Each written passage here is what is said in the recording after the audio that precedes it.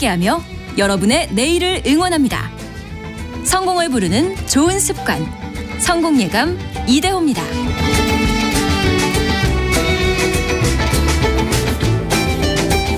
성공예감 이대호입니다. 2부가 시작됐습니다. 경제상식 퀴즈 정답을 말씀드릴 차례죠.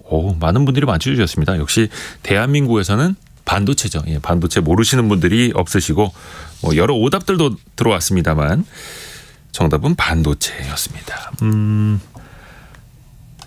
1986님이 정답 반도체. 후라이드 반 양념 반 같은 거죠. 아침부터 갑자기 배가 고파지는데요. 0419님이 성공예감 이대호입니다. 잘 듣고 있습니다. 정답 반도체. 나라의 부국을 걸고 있는 것 같아서 잘 되기를 기원합니다. 이대호 편집장님은 등수를 엄청 좋아하시는 것 같은데 학창 시절이 궁금하네요라고. 원래 제가 이제 이렇게 선착순 이렇게 보내주신 분들 일부러 읽어드리는데 좀 참여를 독려하기 위함이고요. 사실 제가 학교 다닐 때 등수 높았던 친구들은 나중에 사회생활할 때 등수에 연연하지 않습니다. 그 반대로 1등 못 해본 애들이 이런 거 등수에 연연하는 거죠. 많은 분들이 정답을 계속 보내주고 계셔서 감사드리고요. 여러분의 실시간 의견은 짧은 문자 50원, 긴 문자 100원이 드는 샵 9730으로 계속 참여해 주시면 됩니다. 오늘 코스피 코스닥을 보니까 코스피가 0.7%, 코스닥은 1.7%. 오늘 코스닥이 상대적으로 많이 밀립니다. 코스닥 시가총액 상위 1, 2위 종목인 배터리 관련주가 많이 밀리는 그 영향이 좀 담겨 있는 걸로 보이고요. 앞으로 한 달 정도 미국의 정부 부채 한도 협상 이야기가 계속해서 뉴스 헤드라인에서 빠지지 않을 것 같고요. 또 글로벌 국가들이 중앙은행을 동원해서 금 보유량을 점점 늘려가고 있습니다. 또 환율도 계속해서 이슈가 되고 있고 따져볼 것들이 굉장히 많은데요. 개미스쿨 시간입니다. 신한투자증권 강북금융센터의 곽상준 지점장 함께합니다. 어서 오세요. 네, 안녕하십니까. 이렇게 바삐 타이핑을 아까 계속 많이 치시던데. 오늘 어떤 대답을 드릴까 생각을 좀 정리했습니다. 네. 오늘 시장이 좀 많이 빠지네요. 네, 아무래도 이제 시가총액 상위 종목들이 흔들리면 시장이 흔들리는데 최근의 시장을 간단하게 정리를 해드리면 사실 침체 속에서 과열이 한국에 있었어요. 그러니까 침체 속에서의 과열. 예, 그건 이제 큰 틀에서 과열은 두 가지 영역에서 이루어졌는데 하나는 이제 우리가 보았던 신기한 작전 SG 증권발이 한쪽 과열이었고요. 또 한쪽 과열이라고 표현할 수 있는 건 이제 2차 전지 관련된 쪽이 과열이었습니다. 그래서 사실은 신용 잔고 비중이 한 20조 넘어갔었거든요. 근데 SG 사태 터지고 나서 한 1조 5천억 정도 빠졌어요. 그리고 2차 전지에도 몰려 있는 돈들이 꽤 있거든요. 그러면 그거하고 양쪽에서 이제 신용이 좀 빠진다고 생각하면 한쪽은 이미 다 빠졌고 나머지 쪽에서도 만약에 빠진다고 생각하면 18조 언더로도 떨어질 수 있습니다. 신용 잔고가. 근데 물론 이제 그 예탁금 대비 비율 같은 걸로 확인해 봐야 되는데 이 정도 떨어지면 도대체 어느 정도냐. 우리 작년도 10월 달에 16조였습니다. 예탁금 잔고. 그러면 작년도 10월은 정말 지난 몇 년간에 가장 침울했던 기간이거든요. 시장 거의 바닥일 때. 그때 16조였으니까 과거보다 신용 잔고 비중이 높긴 하지만 그때를 심리적으로 최악의 상황이다라고 볼 수 있죠.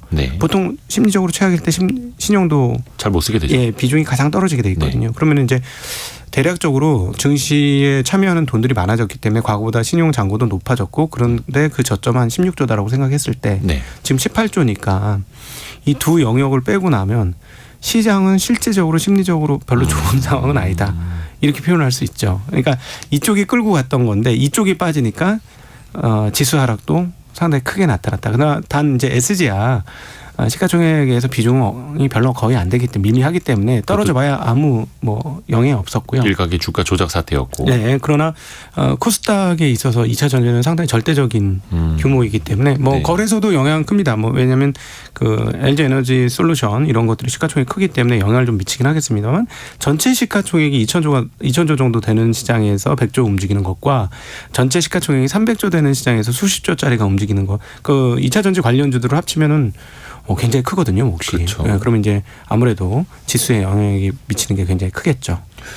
코스닥은 시가총액 1위인 에코프로 BM이 4.4% 급락하고 있고 에코프로는 6.5% 급락하고 있고 LNF는 1.25% 빠지고 있고 오늘 상대적으로 배터리 관련주들이 조정을 많이 받으면서 지수도 영향이 많이 나타나고 있습니다. 금값 이야기를 좀 해보고자 하는데 조금 시장이 불안할 때는 역시 금 쪽으로 안전자산으로 사람들 심리가 몰리기 마련인데 아까 말씀하셨던 작년 10월에 시장 많이 안 좋았을 때 그때 금값도 사실은 안 좋았었어요. 네. 온스당 1,600달러대. 근데 근래에는 온스당 2,000달러대 네. 넘어섰고 각국의 중앙은행들도 금 보유량을 많이 늘리고 있더라고요. 네, 맞습니다. 이런 이유는 어디에 있을까요? 일단 뭐 미국 시장이 굉장히 혼돈스러웠다는 것 하나 있을 것이고요. 네. 그다음에 중국 같은 경우가 미국 채권의 잔고를 계속 좀 줄여왔습니다. 그러면서 이제 그렇다고 그들의 총 통화량이 줄진 않았을 테니까 네. GDP 성장이 떨어지진 않았으니까 네. 그 재산을 어딘가에다 담궈둬야 되잖아요. 네. 근데 미국 국채가 그동안에는 예외 없는 선택지였는데 그거를 줄이고 나니까 다른 선택지가 필요했다라고 보여지고요. 아하. 그래서 이제 금을 추가로 했다라고 볼 수 있는데 문제는 뭐냐면 이제 중앙은행들이 금을 일정 수준은 가져갈 수 있죠. 포트폴리오상으로 한국은행들도 일정 부분 가지고 있고. 네. 근데 이걸 무한정 가지고 갈 수가 없는 이유가 하나 있습니다. 네. 뭐냐면 과거처럼 교환의 매개 수단으로 적절하게 사용되지 않는다는 점이 하나 있고 네. 또한 보관이 용이하지 않아요. 그렇죠. 네, 그게 가장 큰 문제입니다. 그러니까 그 금덩어 그리고 또 하나가 뭐냐면 이자 돈이 하나도 안 나와요. 네, 그게 가장 큰 문제죠. 네. 지금 미국 국채 같은 경우는 10년 국채가 지금 실제로 한 4%에서 5% 정도 네. 수준에서 왔다 갔다. 물론 실가에선 유통가에선 3%대 중반이긴 합니다만 네. 발행하는 거를 산다면 꽤 높은 금리로 살 수도 있다는 얘기가 되는 네. 거고. 그런데 금은 알을 까질 않거든요. 원래 금은 이자나 배당을 주질 않죠. 예, 따뜻한데 잘 보관한다고 해도 늘어나질 않아요. 예. 그래가지고 이 금이라는 거는 중앙은행 입장에서는 적절한 수준에서 뭐 인플레이션 해지하는 수단으로 보관할 수는 있으나 무한정 많이 하기는 조금 애매하다. 그 보관상의 문제도 심각하다. 한국도 한국은행에 다 금을 가지고 있지 않지 않습니까? 그렇죠. 네. 그래서 뭐 영국이나 이런 데다 보관해 놓고 그쪽 근처의 금시장에서 대여를 해주고 대여 수수료를 받아서 조금 보관료를 충당하는 네. 이런 식으로 하더라고요. 사실은 이게 또 국제 어떤 패권과도 연결이 되어 있습니다. 네. 과거에도 우리 이제 44년도 브레튼 우드 체제라 그래서 금과 달러를 붙여놨죠. 네. 일종의 하이브리드 체제. 그러니까 그 전에는 뭐 파운드화를 제외하고는 금이 상당히 중요한 뭐 일종의 지급 결제 수단이 되었었는데 이렇게 하지 말자. 우리가 달러 1온수당 39달러인가요? 그렇게 네. 고정을 해줄 테니 앞으로 달러로 다 하자 하고 문제는 뭐냐면 전쟁 기간에 미국이 달러를 너무 많이 이렇게 발행을 하게 되자 네. 의심스러웠던 프랑스에서 우리 금 내놔. 네. 이렇게 됐잖아요. 니네 달러만큼 금 있는 거 맞아? 예. 보여줘봐. 뭐 이런 식으로. 그러면서 금 내놔 이랬더니 이 닉슨 대통령이 이제 실토를 한 거죠. 예, 이제 그거 안 할게. 깨버리고 이제 달러 중심으로 가자. 네. 그러면서 이제 종이화폐 시대가 오면서 화폐 증발이 쉬워졌고 그게 또 경제 성장률에도 일부 영향을 미쳤다고 봐야 돼요. 네. 왜냐하면 금이 왜 그 과거처럼 지금 똑같이 쓰여지지 않느냐. 그리고 몇몇 분들이 이제 금태환주의로 다시 넘어가자 이런 얘기 하잖아요. 네. 그게 형성이 되려면, 그러니까 근본위주의로 가려면 네네네. 경제 성장률이 매우 낮아야 돼요. 왜냐하면 금이 캐지는 양이 있잖아요. 네네. 전 세계적으로 금이 캐지는 양이 있으니까 경제가 성장하려면 성장한 만큼 돈이 돌아야 되는 거거든요. 네.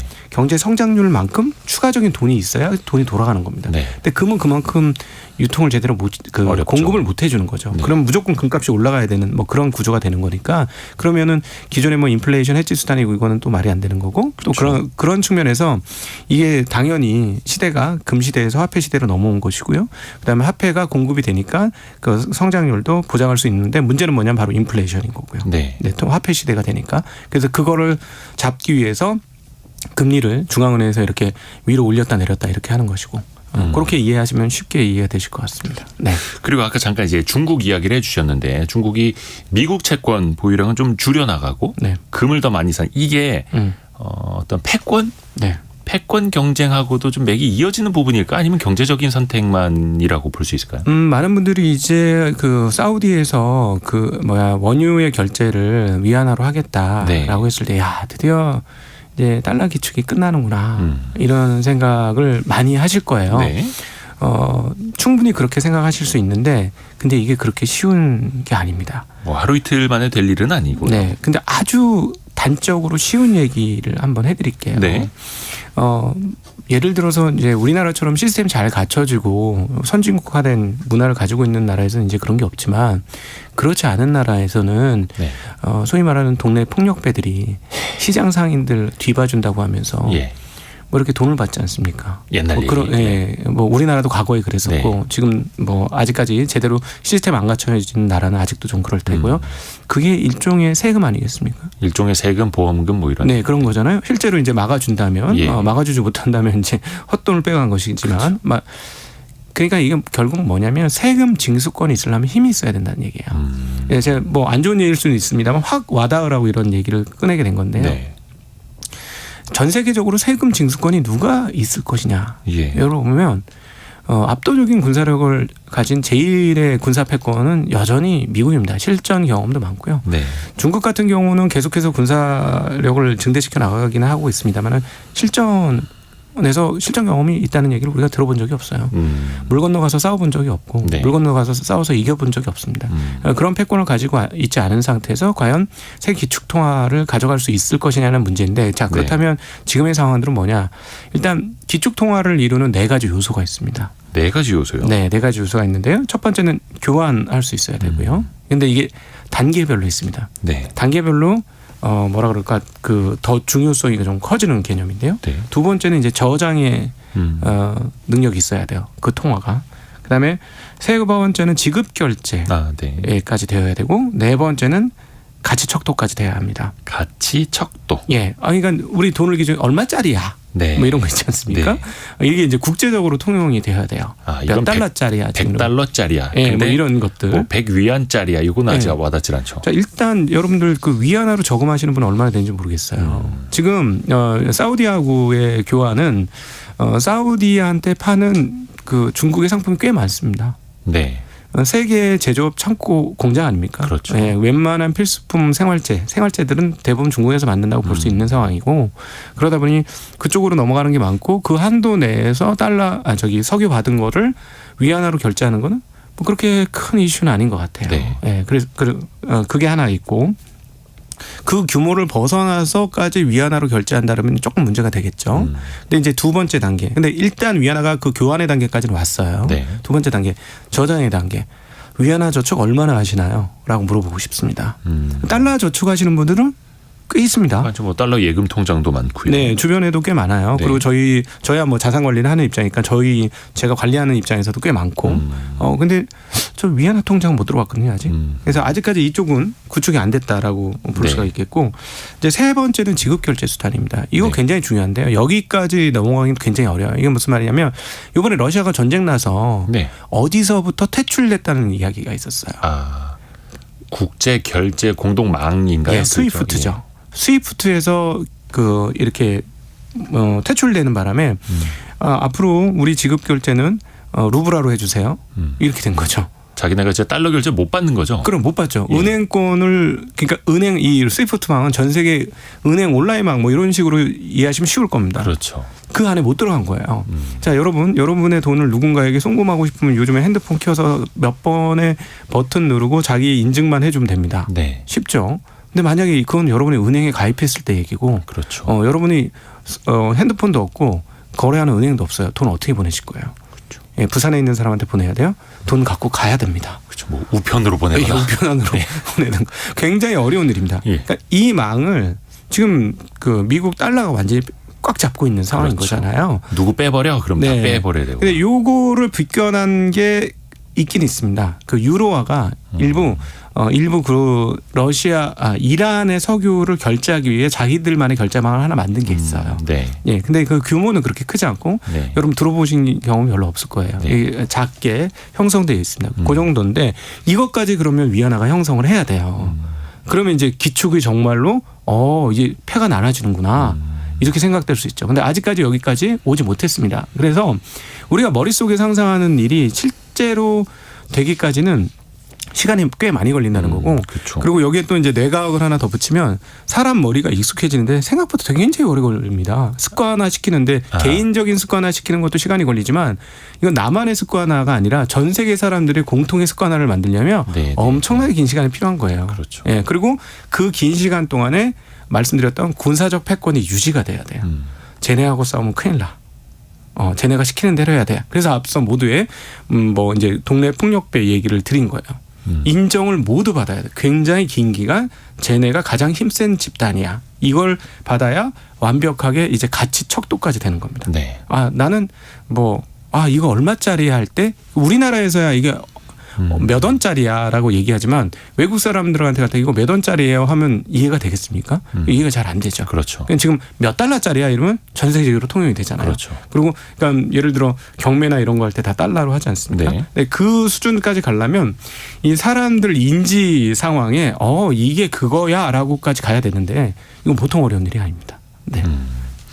그래서 국가적인 힘도 필요합니다만 교환, 저장, 지급 결제, 가치 척도 네. 이것까지 다 위안화가 달러를 따라잡아야만 네. 그때 이 패권이 넘어가느냐를 알 수 있는 거고요. 물론 이게 뭐 3년 5년이 아니라 30년 뒤 50년 뒤 혹은 100년 네. 뒤는 어떻게 될 거냐를 우리가 지금 고민하는 걸 수도 있어요. 그럼요. 그거는 가능한 문제고요. 제일 첫 번째는 이제 나름대로 지급 결제 수단으로 점차 등극하는 과정들이 있을 겁니다. 예.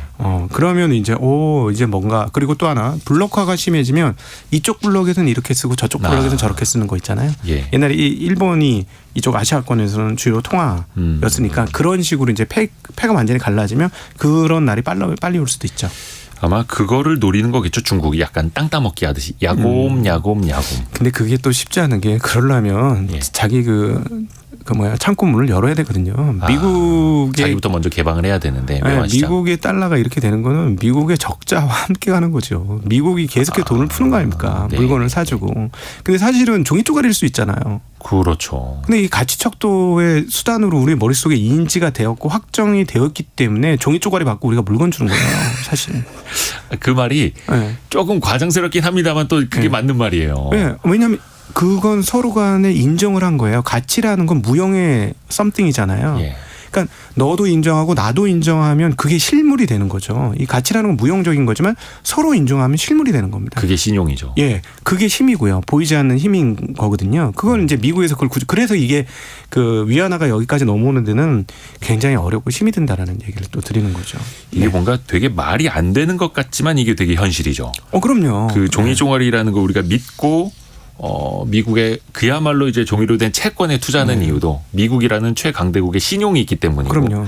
여기서 계속 돈을 풀어줘야 수출해서 먹고 사는 거잖아요. 다른 나라는. 네. 그러니까 그 시스템이 좋은 거예요. 왜냐하면 그 달러를 가지고 딴 데 가서 딴 걸 할 수 있잖아요. 네네. 이걸 딴 데 가서 못 쓰면 진짜 종이 쪼가리죠. 근데 딴 데 가서 뭔가를 딴 거 할 수 있어. 서비스를 살 수 있거나 원자재를 살 수 있거나 이렇게 되는 거지 않습니까? 네. 그러니까 그게 이제 돌아가는 시스템이 거고요. 그게 바로 기축인 겁니다.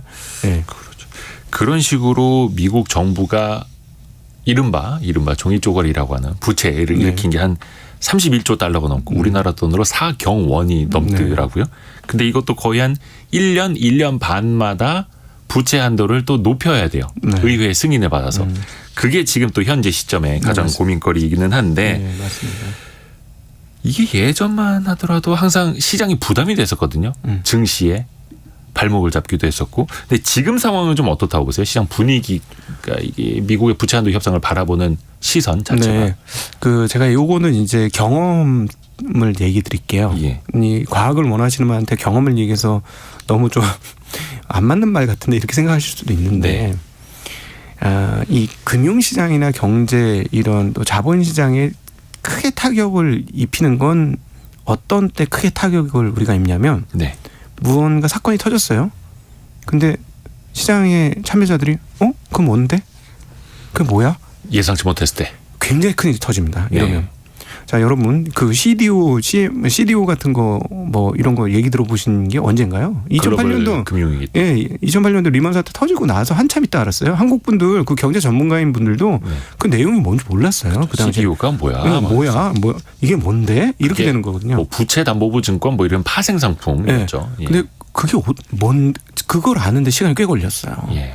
그러니까 그때 정말 어마무시한 사태가 벌어진 것이고 네. 그리고 그 2011년도 부채 한도 협상이 뭐 부결 났습니다. 그때도 우리 입장에서 그게 뭔데 이렇게 됐거든요. 네. 그리고 이해하는데 상당히 시간이 걸리죠. 뭐 공원이나 그 예를 들어 관공서가 문을 닫아? 그게 가능한 일이야? 그런 거구나. 한참 있다가 그러고 나니까 신용 그 다음에 이제 정말 그때 2011년으로 거슬러 올라가 보면 정말 타격을 입었던 건 그 이후에 났던 추가적인 사건이었어요. 그 국제 그 평가 신용평가사들의 신용등급 강등이 있었습니다. 네. 미국이 신용등급이 강등이 된다고? 앞서 우리가 군사 패권을 얘기했는데 아니 어떻게 세계 최고의 힘자랑을 하는 미국이 신용등급이 강등이 될 수가 있어? 그렇죠. 세계 넘버원 힘인데 그 싸움 제일 잘하는 국가가 막 이렇게 되는 거죠. 그러니까 뭐지? 이러면서 이제 굉장히 충격을 당한 거예요. 근데 이번에는 한번 충격을 당했잖아요. 10년 전의 기억이 아직 살아 있습니다. 사람들이. 그러니까 이 부채 한도 협상에 대해서 계속해서 얘기를 하고 있는 거예요. 그리고 또 하나의 경험칙을 제가 하나 말씀드리면 자본시장에 참여하는 사람 입장으로서 제가 이걸 뭐라고 표현되냐면 새로운 향캔을 따는 거라고 표현드려요. 예? 향캔. 향캔. 향초 같은 거를 뚜껑을 연다. 처음에 뚜껑을 딱 닫혔던 뚜껑을 예. 개봉하는 것 같은 거예요. 그럼 처음에 향이 확 그렇죠. 나죠. 이벤트가 딱 뚜껑을 닫으면 향이 확 나는데 예. 시간이 지나면 사람들이 조금 적응이 되면서 향을 잘 못 느끼게 되거든요. 그렇죠. 예, 근데 지금 이번 건이 그 캔이 좀 빨리 따졌습니다. 4월 달부터 따졌어요. 네. 그러면서 시장에 충격을 주고 있고 시장에 계속 영향을 주고 있어요. 이미 시장에 데미지를 입히고 있는 거예요. 이 내용들은. 서서히. 예, 서서히 데미지를 입히고 있고 근데 문제는 뭐냐면 그 데미지를 입히면 정치권 문제인데 이거는 정치권이 부담을 느껴요.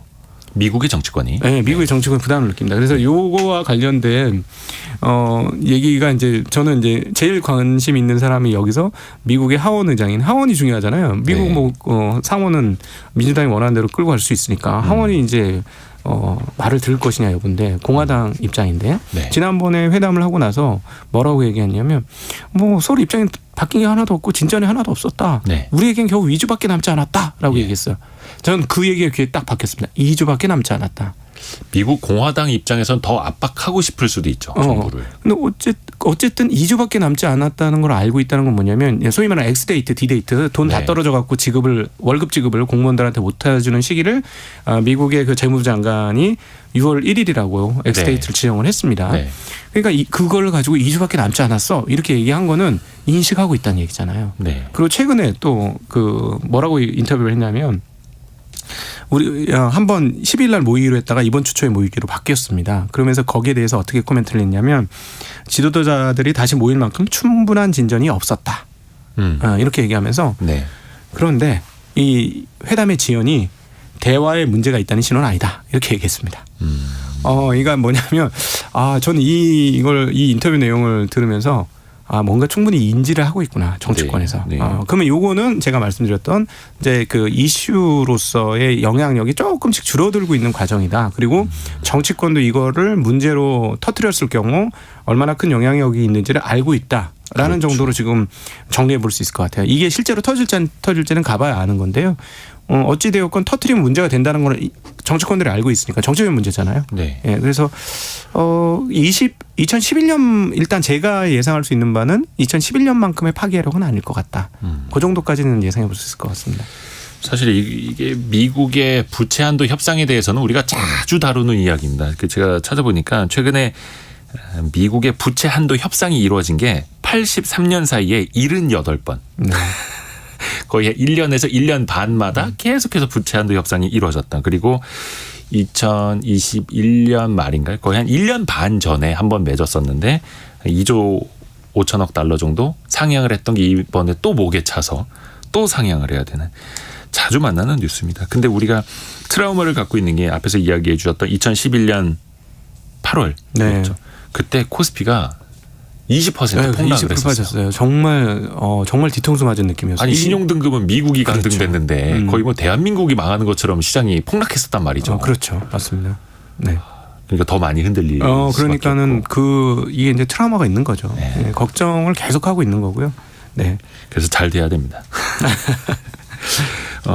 미국 기술주 이야기를 좀 해볼게요. 대표적인 게 테슬라 네. 하고 또 이제 트위터 이야기인데 일론 머스크가 트위터 CEO 자리를 내려놓기로 했어요. 새로운 네. CEO를 임명하기로 했고 본인은 트위터 내에서는 그냥 최고 기술 책임자를 맡겠다. 라고 이야기를 했습니다. 이게 어떤 의미가 있는 뉴스일까요?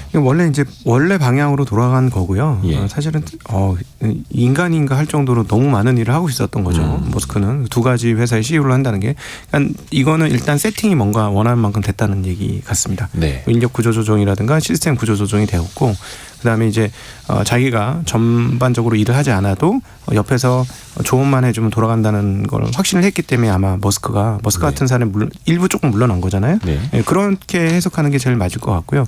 실제로 이제 이 트위터가 정상화돼서 수익 구간으로 넘어가는 것, 그러니까 흑자가 나고 이러는 것까지는 그건 좀 지켜봐야 될 것 같습니다. 굉장히 어려워하더라고요. 머스크의 그동안에 트위터 관련된 인터뷰를 내용을 살펴보면 굉장히 힘들어하는 거. 이 사람이 이렇게도 힘들어할 수 있구나 하는 거. 트위터 때문에요? 네, 오랜만에 보는 것 같습니다. 한때 뭐 테슬라를 애플에 넘기려고까지 했었죠. 그때가 아마 제일 힘들었을 거고. 근데 아주 오래전에. 네, 근데 이번이 아마 두 번째로 그렇게 어려워하는 것 같습니다. 네. 린다 야카리노라는 여성분을 이제 그 트위터의 CEO로 앉힌다고 합니다. 이분은 이제 광고 업계에서 유명한 분이라고 하더라고요. 근데 테슬라는 오히려 머스크가 트위터 CEO 자리 내려놓는다 하니까 테슬라 주가는 당일에는 좀 반등을 했었어요. 네. 최근 주가는 좀 안 좋긴 합니다만. 네. 그래도 테슬라 주주들 입장에서는 테슬라에 집중해라. 그럼요. 그것 때문에 떨어진 게 얼만데요.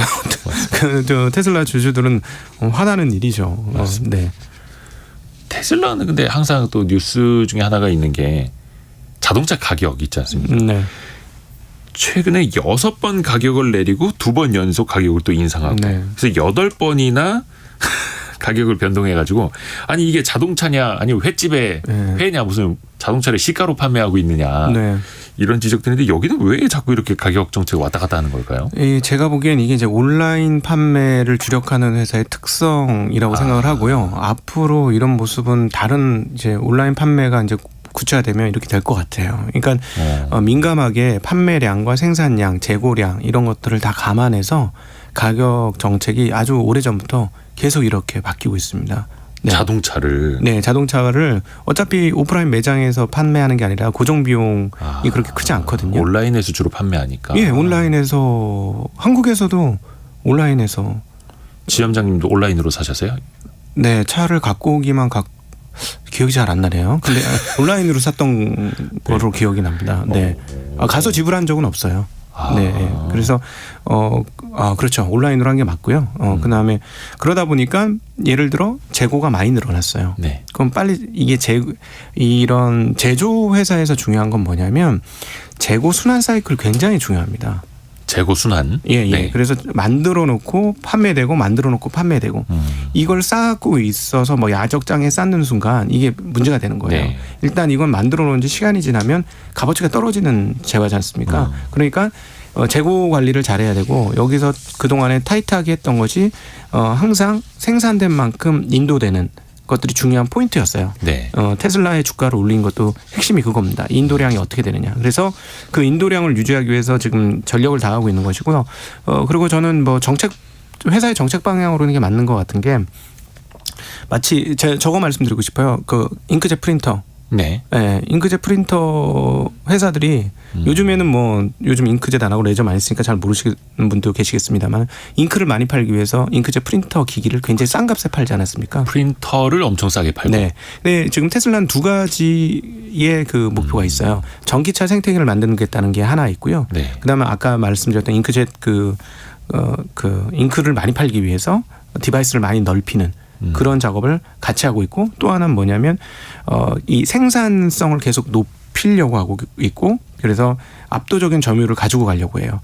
그럼 뭐냐면 돈이 계속 잘 돌아야지 설비 증설을 또 할 수 있습니다. 네. 설비 증설을 계속적으로 해야 되기 때문에 돈이 마르지 않고 계속 회전되면서 들어와야 돼요. 그래서 이게 그 테슬라가 지금까지 펼치고 있는 그 가격 정책과 판매 생산 정책 하나로 다 엮어서 생각해 볼 수 있다라고 저는 보고 있습니다. 네.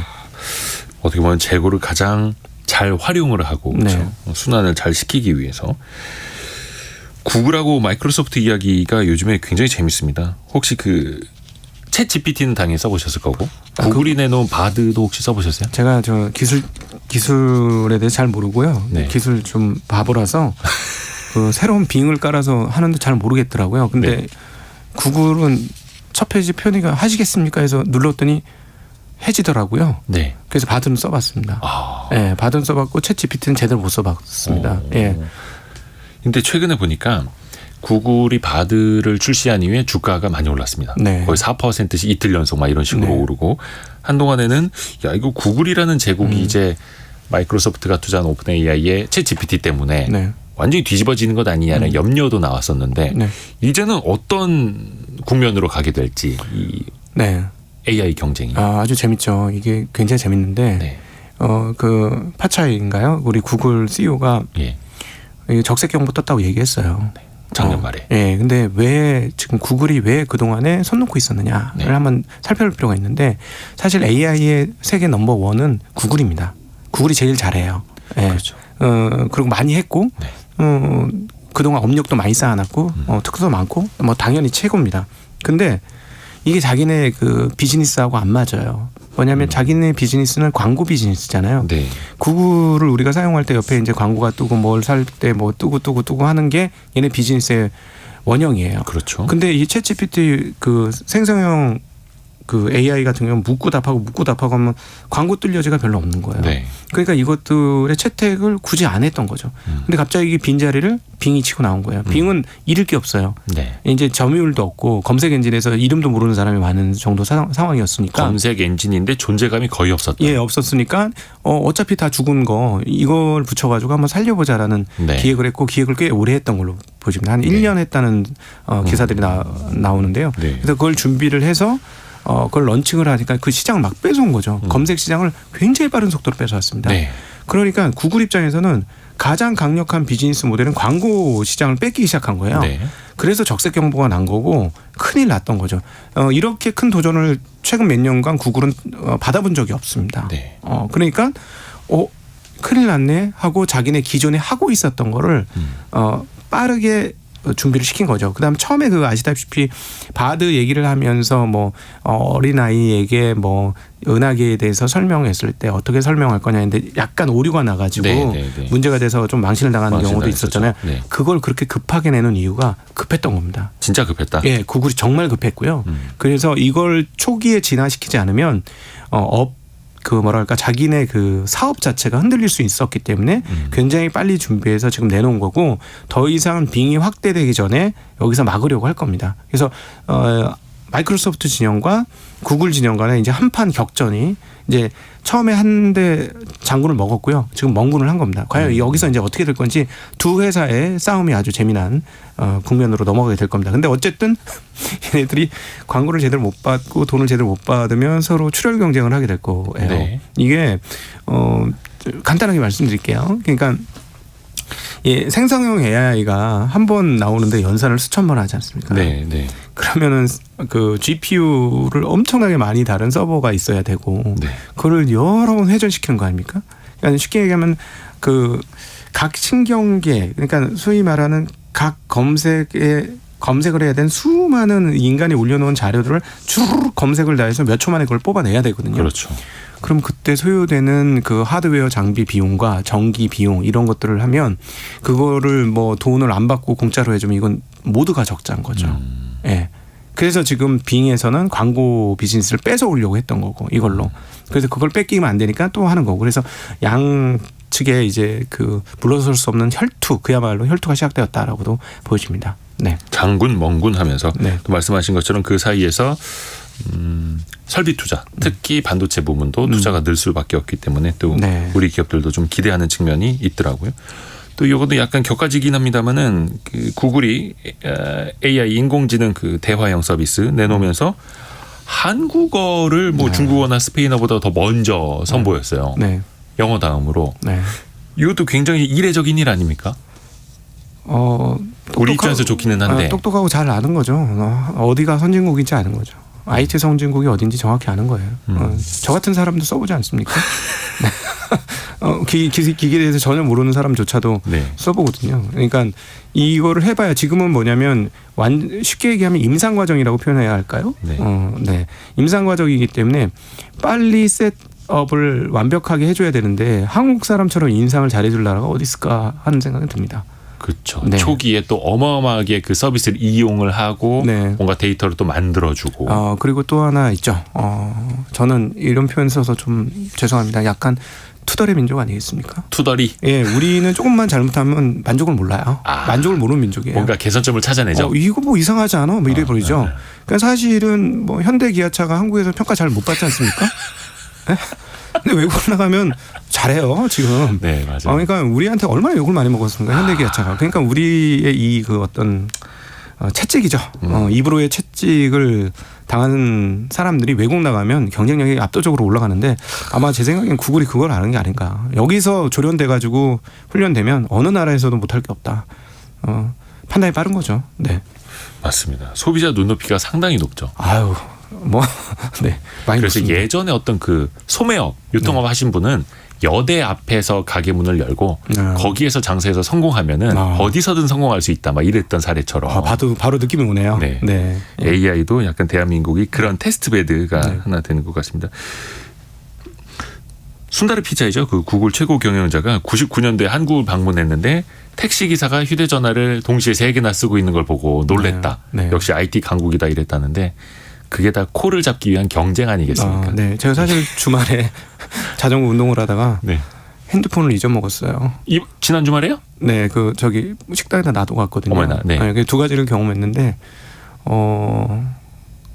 그래도 신형폰인데 네네. 외국 같았으면 없어졌겠죠. 바로 없어졌죠. 100%예요. 100% 네네네. 없어요. 화장실에 놔두고 나왔는데, 네.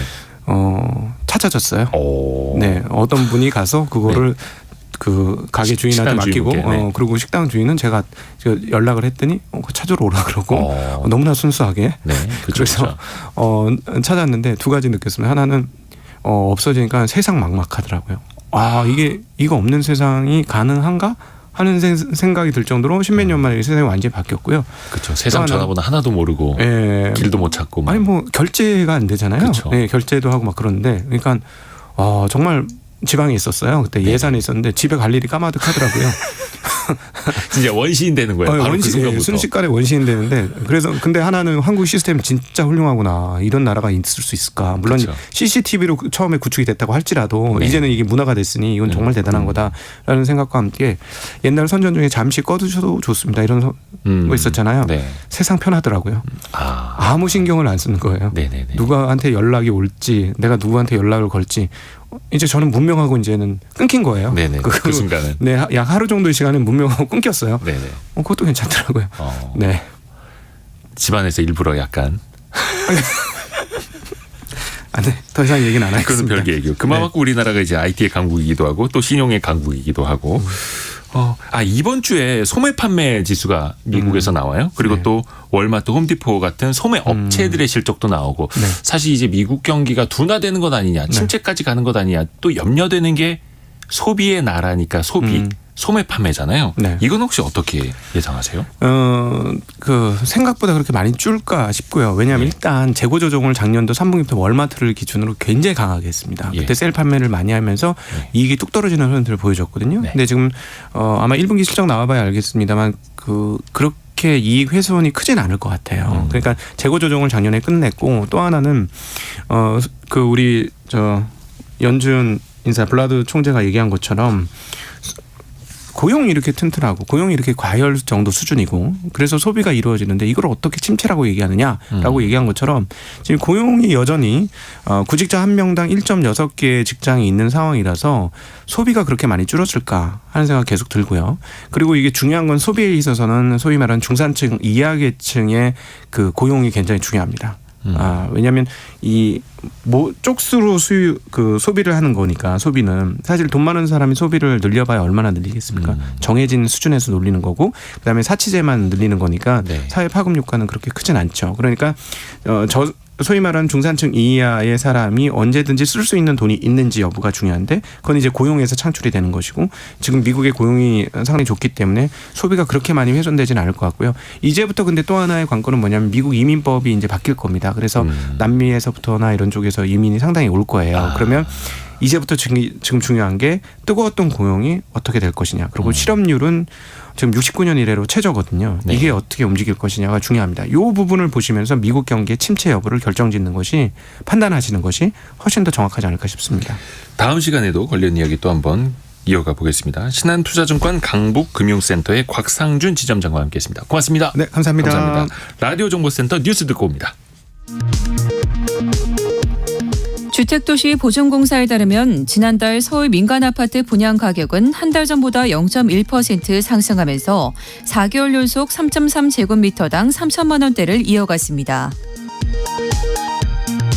부동산 빅데이터 업체 직방에 따르면 전셋값 약세가 이어지면서 역전세난에 대한 우려가 커지는 가운데 실제 수도권 연립 다세대 주택의 평균 전셋값이 2년 전보다 낮아진 것으로 나타났습니다. 2주 이내의 탄력적 근로시간제는 근로자의 개별 동의가 아닌 취업규칙을 통해서만 도입할 수 있다는 대법원 판단이 나왔습니다.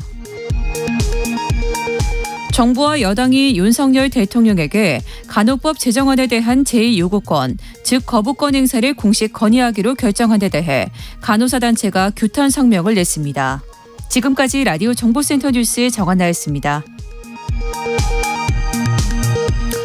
애프터 서비스 시간 곽지현 리포터와 함께합니다. 어서 오세요. 네, 안녕하세요. 네, 바로 들어가 보죠. 네, 오늘 오전이죠. 이 당정협의회에서 전기요금은 킬로와트당 8원, 네. 그리고 가스요금은 메가줄당 1.04원 인상했습니다. 네. 그러니까 이와 관련된 질문입니다. 청취자 김재영님, 유가가 떨어져서 한국전력공사 손실은 줄지 않았을까요? 근데 네. 원체 누적된 적자가 많기 때문이기도 합니다. 21년도에 5조 8천억, 22년도에 32조 6천억, 올해 1분기에도 6조 2천억 원 정도의 누적된 적자가 지금 한 46조 이렇게 되는 거죠. 네. 그러다 보니까 이걸 메워야 됩니다. 근데 여전히 한전은 비싸게 사와서 싸게 팔고 있죠. 올해 1, 2월 구매 단가를 보면 킬로와트당 165.6원, 거의 166원에 사와서 킬로와트당 거의 한 150원에 팔고 있습니다. 이번에 그러니까 8원이 오른다 하더라도 여전히 구매 단가가 더 높다, 판매 단가보다. 그래서 아직은 좀 갈 길이 좀 멀다, 이렇게 보시면 될 것 같습니다. 네. 다음 질문은 청취자 최대환님이 보내셨습니다. 한국전력공사, 이 한전에 전기 납품하는 발전사도 어렵나요? 한국전력이 자체적으로 자회사를 통해서 전력을 생산하는 것도 있습니다만 민간 발전 회사를 통해서 전력을 사오는 것도 있죠. 그래서 마치 그걸 도매처럼 사와서 소매처럼 판매하는 것도 있는데 네. 발전사 지난해 34곳 가운데 14곳이 적자였다고 합니다. 물론 뭐 마진이 커져서 돈을 더 많이 번 곳도 있습니다만 사정이 어려운 곳도 있겠고 네. 또 한전의 사정이 어려워지면서 그 부담을 발전 회사들이랑 좀 나눠서 지자 하면서 도입됐던 게 전력 도매 가격 상한제라는 게 있었거든요. 네. 그러니까 한전이 우리 너무 어려워. 그 이상으로는 못 사주겠어. 조금 가격을 제한하자 했던 거거든요. 작년 12월하고 올해 1월, 2월, 4월에 이게 시행이 됐는데 작년 12월 한 달간 전력 도매 가격 상한제 때문에 민간 발전사가 손실을 본 게 6,800억 원이었다라고 합니다. 네. 그러니까 어떻게 보면 부담을 좀 나눠지자 도 될 수 있겠습니다만 사실은 언발의 오줌 누기죠. 이게 근본적인 대책은 될 수가 없는 거고 이런 게 길어지면은 우리나라의 에너지 공급망 자체가 계속해서 부실해질 수 있는 거여서 결국은 방향은 전기요금을 현실화할 수밖에 없었다. 이렇게 이해를 해 주셔야 될 것 같습니다. 네. 자, 이어서 1266번님은요. 지난 금요일에 경제상식 퀴즈로 내드렸던 가격 표시제 관련된 문자 보내셨어요. 이 가격 표시제가 의문가요?라고 문자 주셨는데요. 네. 보니까 사실 보통 우리가 음식점이나 체육시설, 그러니까 헬스장이요. 또 미용실에서 가격 표시제 당연히 의무입니다. 우리가 이 가격을 표시할 때 예전만 해도 뭐 아래 부가가치세 10%는 별도다. 뭐 봉사료는 별도다. 이렇게 네. 표시돼 있었잖아요. 근데 이렇게 표기할 수는 없고요. 그러니까 우리가 내야 될 그 실제 내야 되는 최종 지불 가격으로만 표시가 됩니다. 그래서 우리가 사실 구매를 결정하는 가장 중요한 요인이 바로 가격이잖아요. 네. 이 가격을 공개하지 않는 거는 바로 소비자의 선택권을 침해하는 것이기 때문에요. 가격 표시대는 당연히 의무입니다. 네. 이게 사실 의무라 하면 어디선가 단속을 하고 과태료를 매겨야 되는데 네. 사실 저도 이거 가격 표시제 제대로 표시 안 했다가 과태료 맞았다라는 뉴스를 본 기억이 별로 그렇네요. 없어요. 예. 근데 사실 제대로 단속이 안 이루어진다는 거죠. 그래서 맞아요. 무용지물이라는 비판도 있습니다. 특히 그래서 예. 헬스장 같은 경우에는 과태료가 최대 1억 원에 달한다고 해요. 네. 근데 와. 이렇게 매기는 경우가 있겠습니까? 거의 예, 소식은 못 뭐 들었네요. 미용실도 그렇고 음식점, 체육시설 다들 좀 양심껏 하셔야 되는데 안 될 경우엔 또 단속도 사실은 필요한 부분도 없지 않아 있습니다. 맞아요. 그래서 이 소비자원하고 협업해서 이 감속반, 감시반을 네. 좀 활동해야 되지 않느냐 그런 목소리도 있더라고요. 맞습니다.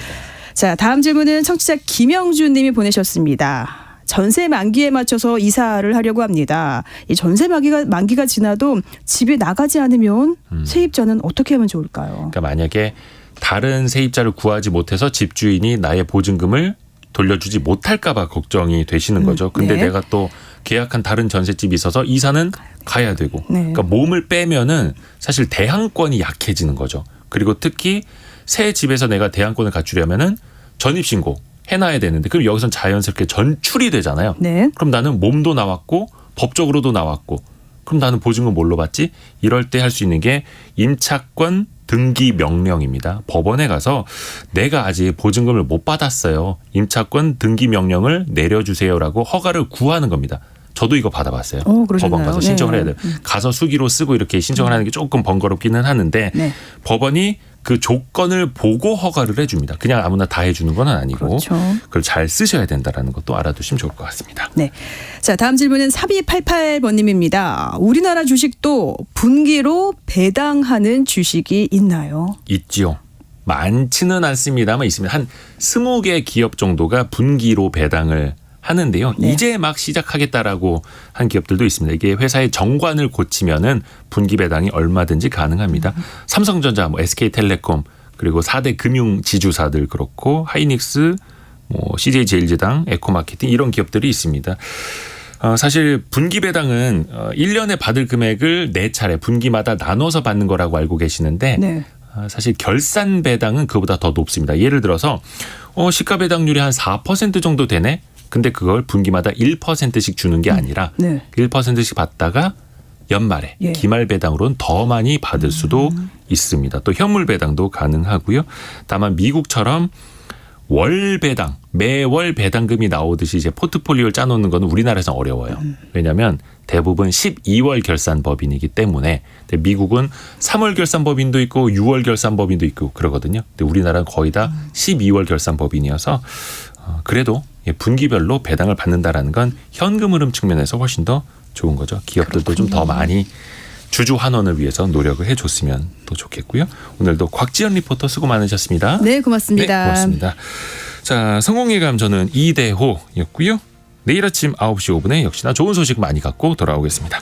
성공예감은 오늘도 여러분을 응원합니다.